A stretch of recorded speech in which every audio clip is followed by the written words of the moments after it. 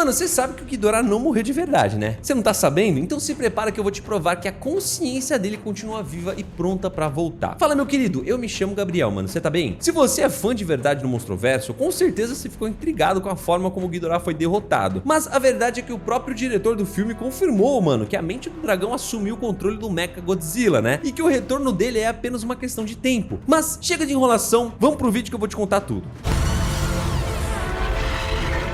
Cara, pra eu poder te explicar de onde essa teoria veio, eu preciso que você puxe na memória primeiro aquela cena pós-crédito impactante do Godzilla Rei dos Monstros, sabe? Quando o terrorista Alan Jonah compra a cabeça do Ghidorah, aquela mesma que o Godzilla arrancou na batalha em Águas Mexicanas, cê tá ligado? E o que muita gente não fala, mano, ou não sabe mesmo, é que aquela cabeça não era uma parte qualquer do monstro. Pelo material oficial da Monarca, cada uma das 3 cabeças do Ghidorah tinha um lobo frontal independente, ou seja, pensamentos próprios e personalidades totalmente distintas. Aquela cabeça específica era da direita, carinhosamente apelidada pela produção e pelos fãs de Kevin. O Kevin sempre foi o mais curioso e expressivo, de certa forma, óbvio. Demonstrava uma capacidade de adaptação mental bem bizarra, inclusive. Quando a Apex comprou esse crânio das mãos do terrorista, o plano deles não era criar uma inteligência artificial do zero para controlar o Mechagodzilla. Eles queriam algo muito mais complexo e perigoso. Eles usaram a própria rede neural do Kevin, que ainda estava ativa de forma bioelétrica, né, dentro dos ossos daquele crânio gigante. Pra ficar mais fácil, mano, pra você, imagina o seguinte: Ghidorah é uma criatura alienígena de 158 metros de altura, com uma estrutura que desafia tudo que a ciência da Terra conhece. A forma como o sistema nervoso dele funciona se assemelha a um supercomputador. Quando a Apex montou a estrutura no Mechagodzilla, eles instalaram o crânio do Kevin dentro da base de comando para poder servir como uma central de processamento telepático. Então o piloto humano, que no caso era o Ren Serizawa, se conectava mentalmente a essa central para dar as ordens para o robô gigante. O problema, cara, é que você não doma a mente de um invasor apenas colocando cabos de fibra óptica no crânio dele, né? A consciência do Kevin não estava morta, ela estava apenas dormindo, operando em um estado de baixa energia, esperando o momento exato para poder dar o bote. Se você prestar atenção na transição de controle durante o filme, né, do Godzilla vs Kong, fica claro que a máquina não sofreu um simples curto-circuito. O que aconteceu ali foi um tipo de possessão, né, mano? Onde a mente alienígena encontrou um corpo novo, muito mais resistente para poder continuar a sua missão de erradicar a vida no planeta. Para ele, pouco importa se ele não estava no corpo antigo, né? O que importa é que ele voltou ativa.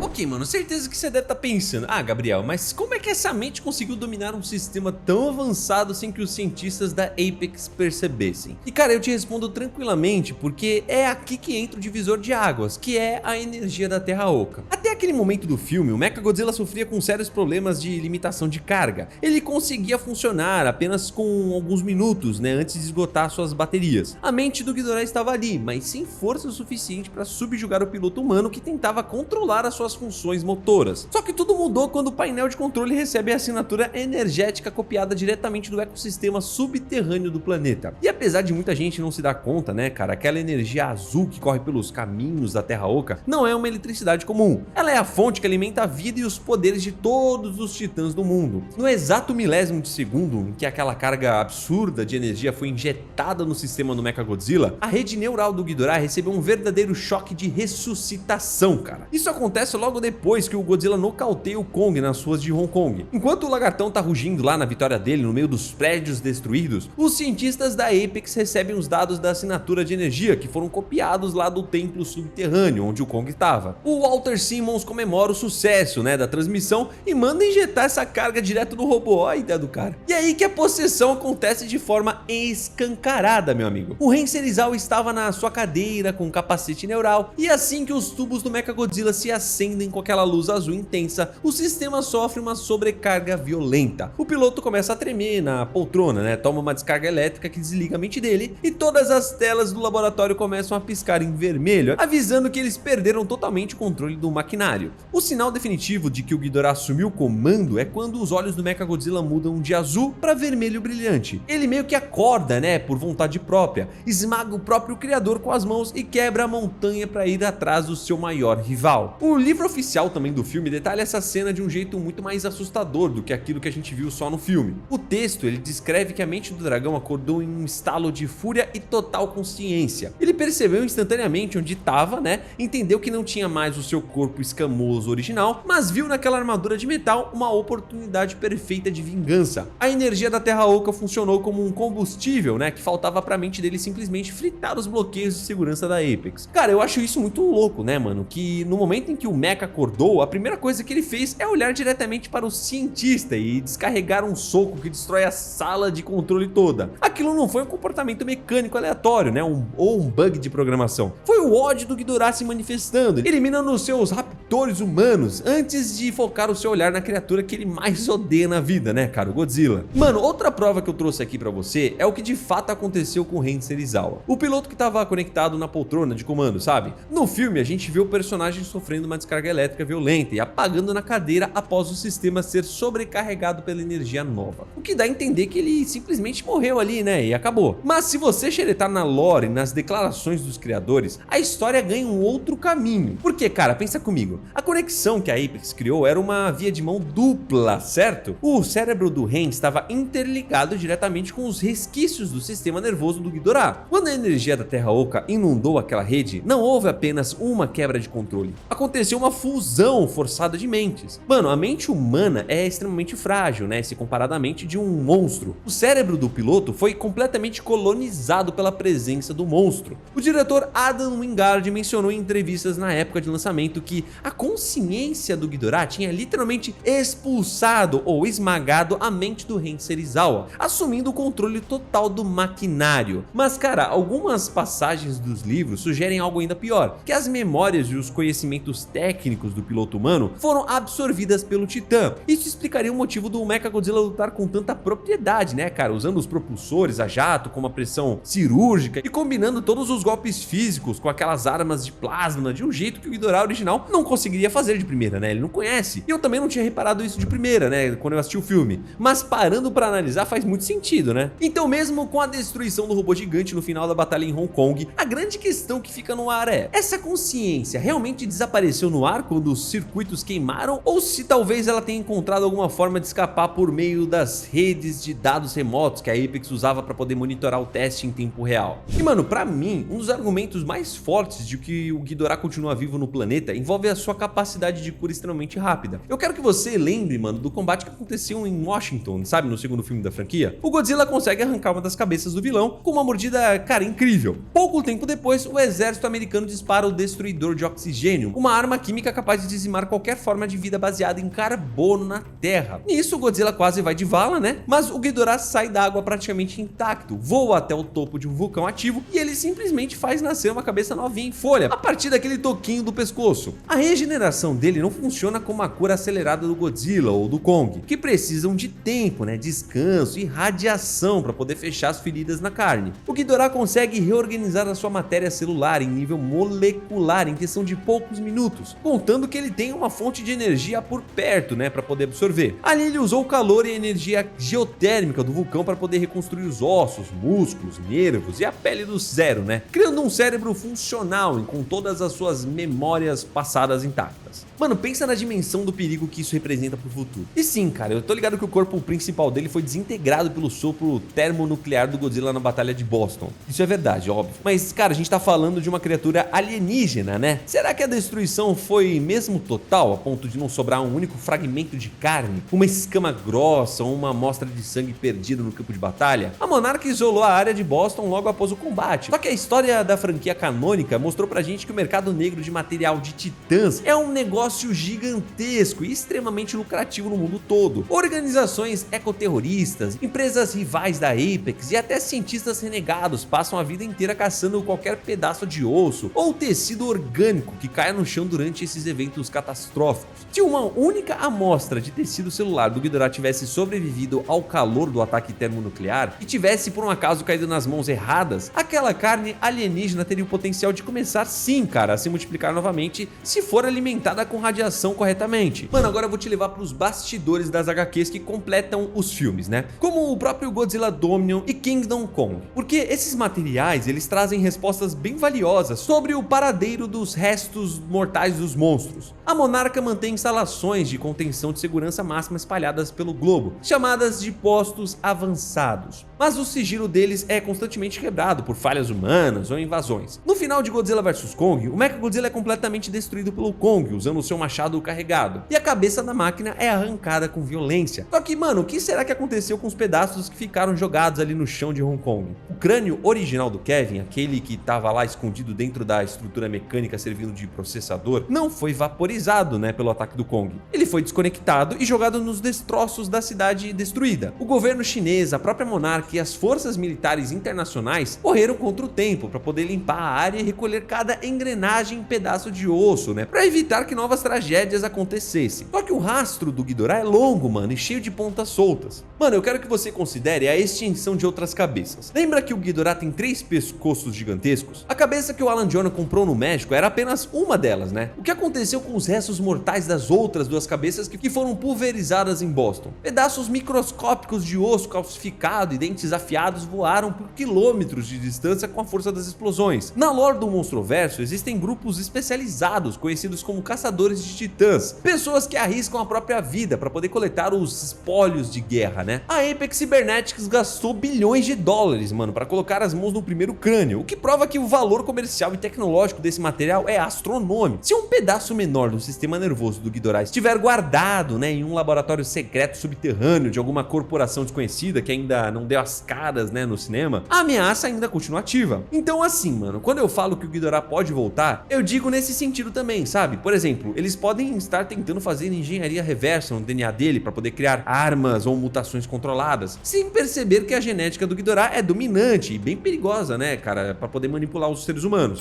A tecnologia de conexão neural que a Apex desenvolveu abre uma possibilidade de sobrevivência pro Ghidorah que vai muito além do seu corpo físico, né? Mano, a gente não para pra analisar, né, mas a forma como o mecha agia dependia de um processo muito planejado. Porque pensa, quando o Hensei Izawa se sentou naquela cadeira de comando, ele utilizou uma rede de satélites dedicada para poder transmitir as ondas cerebrais através de longas distâncias, permitindo que o mecha respondesse aos comandos em tempo real, sem nenhum tipo de atraso. E aí, quando o sistema foi interligado com a energia da Terra Oca, toda aquela imensidão, né, de dados que compunham a mente desperta do Ghidorah começou a circular ali pelos servidores centrais da empresa. A Apex tinha filiais e centros de dados espalhados pelo mundo inteiro, mano, incluindo a sua sede principal e laboratórios de backups, né, em várias capitais. Então, seguindo essa lógica, ele poderia também agir como um vírus de PC, sabe? Cara, eu vou tentar usar todo o meu conhecimento nerd pra poder te explicar, beleza? Quando um sistema central ele corre o risco de ser destruído fisicamente, o protocolo padrão de qualquer software de segurança é criar cópias de segurança automáticas e espalhar esses arquivos de dados por servidores em uma nuvem, né, para poder evitar a perda do projeto. Tipo um backup, sabe? O Ghidorah, com a sua capacidade mental, pode ter usado a própria infraestrutura de rede da Apex para poder dispersar fragmentos da sua consciência digitalizada antes que o Kong destruísse o corpo mecânico do robô. Isso significa que o Ghidorah pode ter se transformado em um verdadeiro fantasma digital na máquina. Ele pode estar escondido nos confins da internet profunda do Monstroverso, navegando por sistemas militares automatizados, coletando informações sobre as defesas da humanidade e esperando o momento em que uma nova fábrica automatizada ou um novo projeto de defesa global esteja conectada à rede para que ele possa infectar o sistema e assumir o controle de uma nova frota de combate. Mano, eu sei que talvez possa parecer muita viagem, tá? Mas se você realmente prestar atenção em tudo que eu te falei até aqui, isso faz muito sentido, mano. Primeiro que uma empresa do tamanho da Apex não iria deixar um projeto dessa magnitude toda sem nenhum tipo de suporte, sabe? E o Ghidorah também não deixaria uma oportunidade dessa passar, né, cara? Ele é inteligente demais pra isso. E eu não vou mentir, seria muito louco ver esse tipo de sobrevivência nos filmes futuros, porque muda completamente as regras de todo o jogo, né? E cara, agora olhando pros eventos mais recentes da franquia, especialmente o que foi estabelecido em Godzilla Kong e o Novo Império, a gente descobriu que a Terra Oca é um ambiente gigantesco, cheio de mistérios, portais dimensionais e energias antigas que a humanidade mal começou a arranhar a superfície para poder compreender. O ecossistema lá embaixo reage diretamente à presença e à energia de qualquer titã alfa que pise no seu solo. Quando o Mechagodzilla foi ativado em Hong Kong usando a energia da Terra Oca, criou um canal de comunicação de frequência bioacústica, que ecoou diretamente para as profundezas do planeta. E assim, mano, os titãs que se comunicam por meio de bioacústica de baixa frequência, ondas sonoras que viajam através das placas tectônicas do mundo e que servem para ditar as ordens do macho alfa para os seus subordinados, o chamado do Ghidorah, mesmo sendo emitido por um corpo de metal, foi transmitido para os cantos mais escuros da Terra Oca. A lore oficial também conta pra gente que o Ghidorah veio do espaço profundo milhares de anos atrás, caindo na Terra como um meteoro e tentando moldar o ambiente do planeta de acordo com as suas necessidades científicas, gerando tempestades elétricas colossais que mudavam a atmosfera. Ele é considerado um elemento intrusivo que o Godzilla tenta expelir a todo custo, mas o fato dele ser um alienígena significa que a sua linhagem pode não ser a única no universo. Então, ao enviar aquele sinal de energia durante a possessão do Mechagodzilla, o Ghidorah poderia ter deixado uma espécie de sinalizador ativo, uma mensagem de socorro de longo alcance enviada para as profundezas do espaço, ou talvez para fendas dimensionais inexploradas dentro da própria Terra Oca. A consciência dele pode estar guardando a chegada de reforços ou o despertar de alguma criatura antiga que partilhe da sua mesma assinatura genética. Mano, já deixa o like e segue o canal. Fique com Deus, um abraço, é nóis, tchau.